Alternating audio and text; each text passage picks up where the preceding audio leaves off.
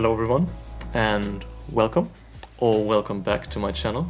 This is a dungeon review video of a level 14 Motherlode dungeon which I have recently played on my Preservation Evoker. The goal of this video is to discuss some of the core healing challenges of this dungeon, and specifically how Preservation Evokers can address those challenges. Now for the first pull of the dungeon, I have actually made a mistake already. I have not used my Tip the Scales in the starting room, so I am missing out on an instant cast Fire Breath at the beginning of the pull. But usually this pull is not overly difficult. What I like to do is to hold my Tip the Scales, if I had remembered using it in the starting room, until the Fan of Knives, first tick of the Fan of Knives damage from the Pirate Assassins is going out, which will do about, like, on this key level, I would say like 25 to 30% of damage to each member of your group, except for the tank. And as soon as I see, okay, Fan of Knives is going off, I go into Stasis, Tip the Scale, Spirit Bloom, to immediately top off my team and reduce the risk that, for example, the uppercut from the thugs is going to overlap with the Fan of Knives cast and produce some danger in this way. Beyond that, this pull is really rather uneventful as long as the interrupts and displacements are going out in a semi-coordinated fashion. But even if your group fails some of the interrupts on the Fan of Knives, it's damage which you can rather comfortably heal through, so long as you are prepared with, for example, being ready to release your stasis, as well as just pressing rewind.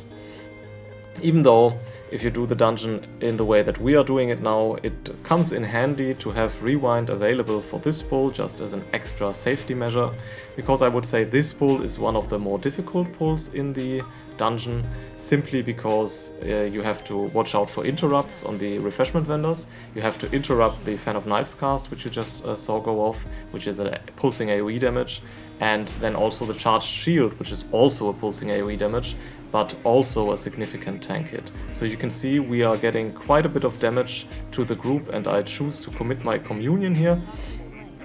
And essentially I'm also ready to use my Tip the Scales Spirit Bloom. Maybe Tip the Scales was a bit of a mistake here because it would contribute some extra damage on the boss in the damage phase because of the Threads of Fate buff. But overall I'm relatively happy with how this went, and you should never be afraid to use all of your cooldowns on this pack, because the boss then is a good way of just resetting the cooldowns, because the boss does nothing. The only thing that the boss does do is cast a static pulse AoE cast. I like to prepare for it, as you can see, by echoing my teammates, and then as soon as it goes off, applying Lifebind and casting an Empowered Spirit Bloom to put us all back at full HP. A slight optimization, which I would suggest picking up, which I am not doing here, is to use the Verdant Embrace not on yourself when the static pulse goes off, because it is a knockback effect, and if you use Verdant Embrace on yourself, you will stay in the air and essentially not be able to cast your Spirit Bloom immediately. Instead, you can then use the Verdant Embrace on the tank. This has two advantages. First of all, you will be immediately grounded again, so you can instantly start casting the Spirit Bloom, and secondly, the tank will also benefit from the Lifebind buff, which he would otherwise not. But realistically speaking, this optimization, you can see again I'm casting it on myself, and I have to wait for landing with a knockback before I can then use my Empowered Spirit Bloom. But realistically speaking, it's a really small optimization that probably doesn't make any meaningful difference. Another small optimization that can be made is delaying kicking the last bomb into the boss, simply because every time a bomb hits the boss, it extends the damage vulnerability window, which we can see here. So there's 7 seconds remaining on this. And if you wait with the last one, you get about like 2 additional seconds of vulnerability on the boss. Yeah, but other than that, there's not much going on here. We're going to skip ahead slightly to the end of this fight, because it's really rather trivial, which cannot necessarily be said about this next area.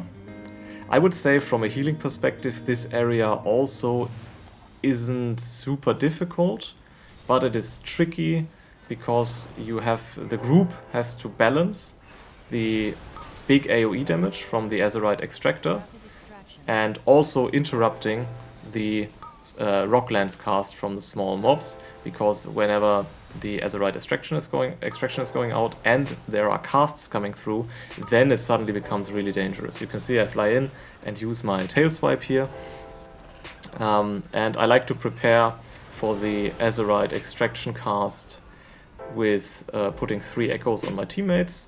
And then you can see me preparing right now. Okay, cast is coming up, echoes on my teammates, Lifebind, so Verdant Embrace myself for the Lifebind, as I almost die here, because a Rocklands cast goes through and I release my stasis. But yeah, if you prepare like this, you will always have Lifebind to heal through the Azerokk extraction damage, and your first Spirit Bloom will just do a lot of healing and basically cover the entire Azerokk extraction damage, or close to it, and then you can just focus on interrupts.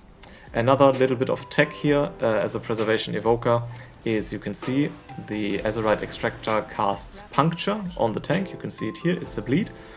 It does a moderate amount of tank damage, but whenever you have your Cauterizing Flame available, it makes sense to use the Cauterizing Flame to dispel this debuff, and I would just say dispelling on cooldown is probably the best way to go here.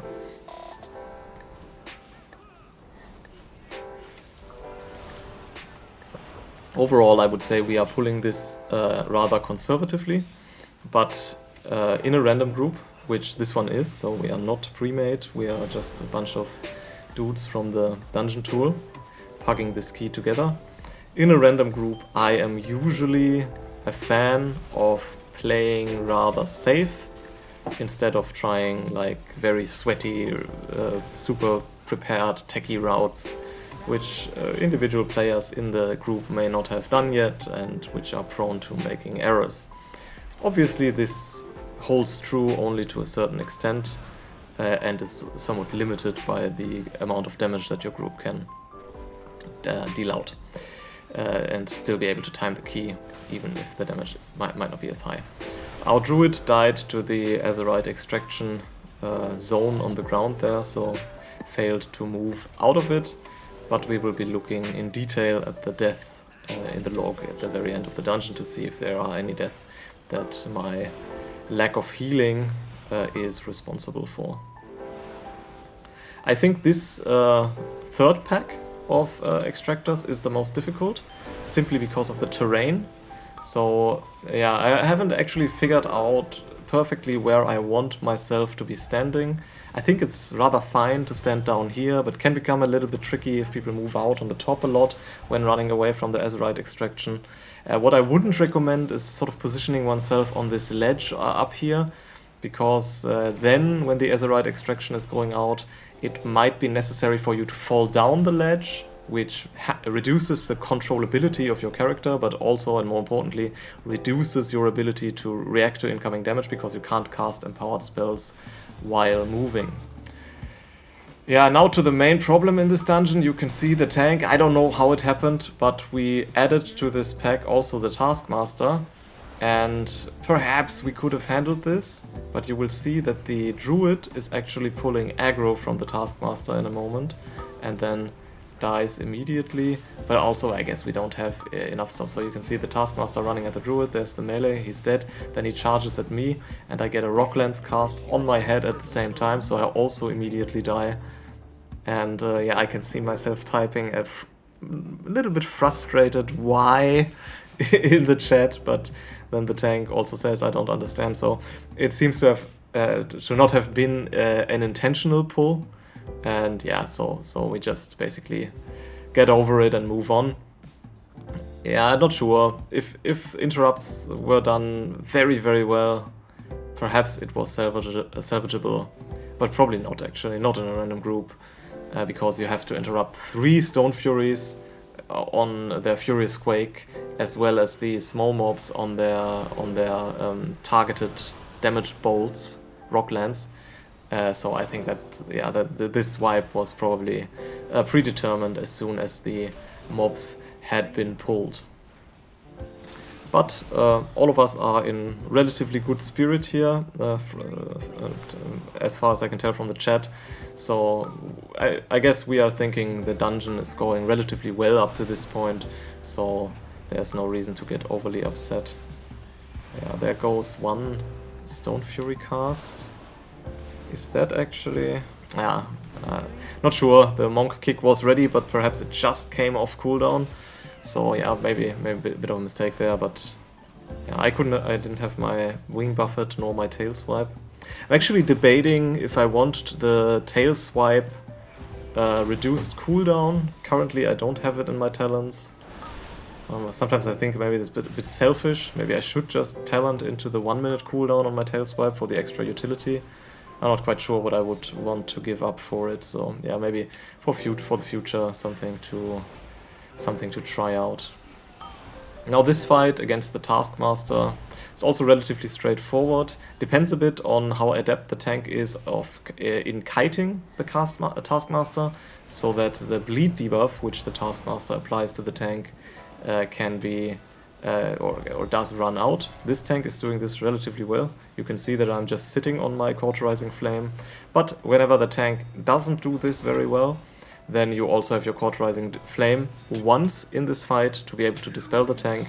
But I like to hold it for a moment where I feel that the tank actually needs it, rather than just dispelling on cooldown at like 2 stacks or so. Now we have the Azerokk fight. One thing that I would note if you are making the group yourself, but also if you are queuing into a group, you always want one range DPS with you in the group, because if you don't have it, then you, as the Evoker healer, will be targeted by the Earth Ragers and you will have to kite them, which sort of puts some additional mental load on you, and especially for a healer like Evoker, which is very dependent on positioning, this can lead to some additional problems. Other than that, this fight has a moderate to high amount of group damage going out, depending on how quickly the infused Earth Rager ad is being killed. For as long as it's alive, it is going to pulse off this AoE damage, which you can see going on right here. And essentially, you heal it by applying echoes to your groups and then using Spirit Bloom. Applying echoes, applying echoes to your group, using Verdant Embrace to apply Lifebind to your whole group, as you can see me doing right now, and then casting an Empowered Spirit Bloom into the Lifebind window to top off your group. Now, from this Resonant Quake, this group took very little damage, so it might not even have been strictly necessary to cast the Spirit Bloom there, but then again, Spirit Bloom is also at a relatively low cooldown. So again, apply echoes, Lifebind into Spirit Bloom. Now I should reapply reversions, I think I'll do that now, so shoot my Temporal Anomaly, reversion, because targets with your reversion will get a 10% healing increase, so you would always want to have reversion on your team. And now here the Spirit Bloom isn't quite ready, so I use my Rewind, and I used Rewind not because the immediate damage was super dangerous, but because I knew the Resonant Quake AoE was coming up, and I felt like Rewind was the best option I had available in order to be able to top my group before this AoE damage happened. Yeah, so a bit of a rotational mistake there to have to commit Rewind, as I now would like to see myself go back into the usual rotation of Echoes on my teammates, Verdant Embrace on myself, like I do now, maybe? Yeah, don't feel like I need it yet, I guess. And then cast Spirit Bloom into the Lifebind window. Yeah, this was just a little bit poorly timed. It didn't really matter because all of us had full HP, but yeah, the Lifebind certainly wasn't necessary at this point because no AoE damage was going out because the infused Earth Rager ad had already died. Yeah, but essentially, certainly one of the more difficult encounters, and arguably the most difficult encounter in this dungeon from a healing perspective. Then again, boss number 1 and boss number 3 just don't do anything, so that's not a tough contest. But yeah, you get through it relatively well by echoing your teammates, applying Lifebind, casting Spirit Bloom into the Lifebind window. If ever your Spirit Bloom isn't ready, you can use your Fire Breath and shoot your Leaping Flames empowered Lifespark procs into the Lifebind window as well, which is actually your strongest heal. So you can see right now I have my Leaping Flames proc, so I will shoot 4 additional Living Flames and the Lifespark procs to make the next Living Flame cast instantaneous. I chose to use it for damage right now, but if you ever choose to use it on your teammates, especially with Lifebind active, but actually also without it, it's almost like a lay on hands for your entire team. So it's a very strong heal, and yeah, if you're not doing this yet, definitely think about using your instant cast Living Flames defensively rather than only offensively. Now this area of the dungeon is deceptively challenging, I would say. It sort of feels like the mobs aren't doing a lot, but then the Echo Blade casts hit multiple players at once, so it's a good way, it's a good to spread out. You see, this one only went on me, but if you're standing close to your teammates, then the Echo Blade will hit multiple people, and then this can become very dangerous very quickly. Also, if the transmute casts are going through and individual people are getting polymorphed, this can also be quite dangerous.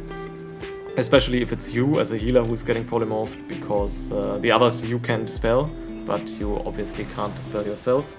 And if I'm not mistaken, but I think I'm not, because I remember myself being frustrated because of this, you also cannot use Communion while being polymorphed. So yeah, that sort of made my head spin a little bit, because I know it from PvP. Yeah, if you're CC'd, you can always use Communion, unless you are in a Cyclone, for example, or in a Demon Hunter prison. These seem to be a sort of special CCs in which you are not able to do that. But the usual CCs, any polymorphs and stuns and so on, you can usually always Communion, but I think it's not possible here. The positioning-wise, that I stand next to the Druid is also a bit of a problem. I mean, usually as an Evoker you would want to stack with your ranged DPS, so I'm quite happy about it, but you can see now I have the Echo Blade on my head, and standing next to the Druid will mean that the Druid and I are being hit by the Echo Blade cast, which is certainly not desirable. Also, the mobs are giving out some debuffs. It's a poison debuff, I think, and it does low to moderate damage. I would say, yeah, I don't know, I'm not sure. I pretty much, you can see it's on the monk right now, I pretty much never use my Cauterizing Flame here. But sometimes I think maybe I should use it more often, as our mate gets, our rogue gets hit by the Brainstorm and dies. Maybe I should use Cauterizing Flame more often. I use it right now, but yeah, not sure. It's probably a small optimization that I could make. Again, I use my Communion here simply because I will not need it on the boss fight. So you can feel very free to use all of your healing cooldowns on this pack, unless, and this is becoming more and more common, you will play the next boss and also pull a War Machine onto this boss. So it's the big, you can see them in the background there, the big War Machines with their charged shot AoE cast. It's becoming more and more common in hierarchy environments to pull 1 or perhaps even 2, not at the same time, but in succession, War Machines onto this boss, because this boss essentially doesn't do anything. There is no damage going on except for the very occasional tank hit. Not tank proc, by the way, not exactly sure when that happened. You can see that even this knockback Azerokk Flame essentially doesn't do any damage. So yeah, you can feel very free to use all of your cooldowns before the boss fight starts, and then it's just simply moving around a little bit, and essentially you can do damage for the entire length of the encounter, and I'm not going to bore you with it, so we're just gonna skip to the end of the encounter, because there's really just nothing, sorry, just essentially nothing going on here. Now the minefield is certainly one of the more challenging parts of this dungeon from a healing perspective, simply because you have the big war machines and they cast Charged Shot. It's a big AoE hit, and you also have to navigate some movement requirements while healing this AoE damage. You can see on the one hand we have the Ordnance Specialist, which puts these void zones on the ground which you need to move out of, and now you can see the Charged Shield is going off. I go Tip the Scale, Spirit Bloom into my Dream Breath, and then also you have to run away from the mines. So it can become a little bit overwhelming, I suppose, but you basically just follow the basic principles of Evoker healing, which is whenever you see the Charged Shot coming up, it's you can see here, it's 5 seconds from now, put echoes out on your group. You can see echo, echo, echo, and Charged Shot going out, Lifebind, Spirit Bloom, everybody is essentially full HP, and then you can just follow up with whatever healing you want to do, the little bit of topping up that is still remaining. And yeah, if you follow this approach, the only thing you really have to take care of then... Oh, our tank died, okay. Didn't remember this one actually. But he's back. So yeah, now we have 2 war machines. That doesn't usually happen here. So I'm a little bit surprised that we pull 2 here in the middle. It's probably a mistake, I would say, because we already have 2 in the end. Not sure, maybe yeah, we need the progression actually, so perhaps it's not a mistake. So, but the same principles apply. A Charged Shot going out, apply Lifebind. Here, obviously 1 Spirit Bloom will not be enough to top the group if there are 2 Charged Shots. So what you want to do is always use your Fire Breath, empower your Fire Breath. Never use your Leaping Flames procs to do damage. As I say that, I just did exactly that. So terrible gameplay. Do not emulate this, because you can heal 1 Charged Shot with your Spirit Bloom, and then the other one you need to heal with your Leaping Flames. So with your Leaping Flames proc to essentially have a second heal for the second Charged Shot. I used Rewind, and there's also the possibility to use Communion if you're properly life binding it beforehand, and obviously there's also the possibility to use Stasis, but those are all cooldowns, so please don't shoot the Living Flames now. I don't think I will, because yeah, I don't want to see myself make this mistake again. Okay, now I did it correctly, so I applied the Lifebind to the group, then I cast the Spirit Bloom, and then I used the Leaping Flames on my entire team. I maybe released them a little bit too early, but okay, again, we have the same situation. This time I don't have my Lifebind ready, but the rotation still applies. I cast my Spirit Bloom, and then immediately release my my Living Flame procs. Overall, this wasn't played super well. You can also see that the reversions on the team have run out. I used my Communion, but yeah, now Fire Breath. Need to move out of the mine, so that's a bit of a problem here. Yeah, I'm not super happy with how I played this, but I think the general principle of how you can handle this pull just still comes across, even though, yeah, I'm certainly not doing... I'm certainly not putting myself in the best light here. But generally, Lifebind the group, cast Spirit Bloom. Whenever this does not cover the damage that is outgoing, have a bunch of Living Flame procs saved up so that you can shoot them out at your team. And essentially like this, you can almost, on level 14, you can almost get through the 2 Charged Shot damage events without having to commit any additional cooldown. But then again, you also have the additional cooldown, so you can always use Rewind, which I would suggest using only if there's some panic going on where you don't have anything else that you can do. Then commit Rewind. Otherwise, you can also set up with Lifebind for Emerald Communion, if that should ever be necessary. Okay, now this boss is rather uneventful, I would say. We use the approach of actually pinging, so I'm usually pinging to where we would want to run to avoid the missiles from the little choppers on the side. simply because I prefer this to using this safe spot, which is over here on this side, because I have found that there are a lot of mistakes associated with using the safe spot. And like this fight is rather uneventful, except for the phase which is coming up. That's actually a deceptively challenging phase for healers, because there is a lot of damage going out, and you have to take care of always topping your group before the crush cast is going off. So we're going to see it in a moment when this Gatling gun ends. So the boss will leap into the air, put some pillars on the ground, which we will be seeing spawning here, and which you then essentially need to move on to in order to remove them. But these buster shots are actually doing quite a bit of damage, and I usually am ready to commit all of my cooldowns here, because you can see, okay, now you have the buster shots going out, but you also have the big AoE crash happening at the same time, and if somebody is too low, then it might kill them.